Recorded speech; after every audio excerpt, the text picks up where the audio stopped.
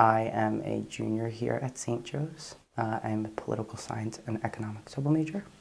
I do a decent amount of stuff on campus. I'm really involved with theater, both our student theater company, followed by Bear, and like the main stage shows.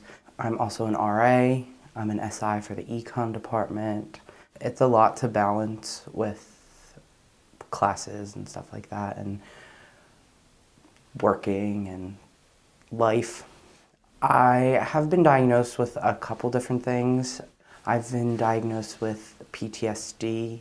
The main trigger for that is that May of my going out of my freshman year, I woke up to a phone call from my sister, and she was hysterically crying, and she told me that our cousin Selena, who we had lived around the street from, moms had met in middle school, and like they were raised as like siblings pretty much, that Selena was in a car accident and passed away.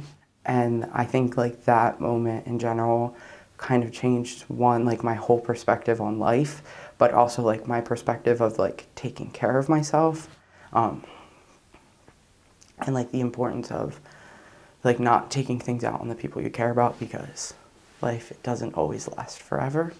It's sometimes shorter than you think it's going to be.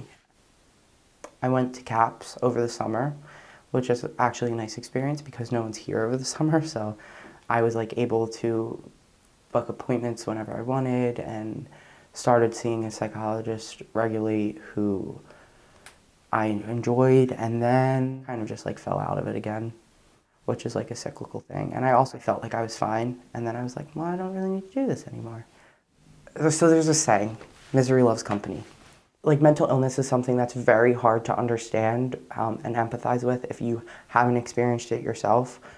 And so I think it's just like important that you have people who understand what you're going through and are going to be supportive in that, and that stigma of like misery loves company and you're just like all miserable and complaining together. Like I think it's important to have those people that you can complain to, or you can say some of the scary things to, and they're not going to be like, you're a crazy bitch.